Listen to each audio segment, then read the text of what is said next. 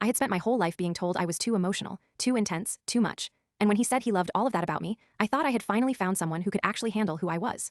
What I didn't understand yet was that he wasn't accepting me, he was collecting information. I looked in the mirror on an ordinary Tuesday morning and didn't know the woman looking back.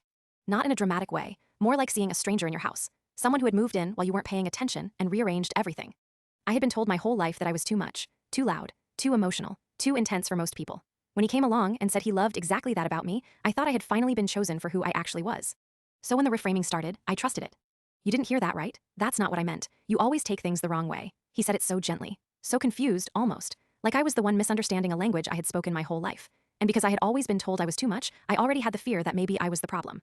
He gave that fear a home. The therapy session was his suggestion. He sat down, and within minutes the therapist was hearing the version of me he had been building for months. My overreactions, my sensitivity, the way I twisted things. I sat there thinking, this is the most honest he has ever been about the character he invented to replace me. He was wonderful at parties. Remembered your name, asked about your kids, made people feel warm and seen. I couldn't have explained what was happening at home to anyone who knew him. They would have looked at me like I was describing a different person. That's the thing about being with someone everyone loves. Your truth becomes unspeakable. I found the forum online at 2 in the morning. I don't remember exactly how. I started reading other women's posts and kept stopping because it felt like reading my own life. A woman there, someone I have never met face to face, sent me a message that said, "What you're describing has a name." She walked me through what she had seen in her own relationship. The patterns, the way clarity gets eroded, the way his version always arrives first and yours always has to fight for space. I left, the world didn't end. I started saying no to things that weren't mine to carry. No to the blame, no to apologizing for noticing, no to shrinking.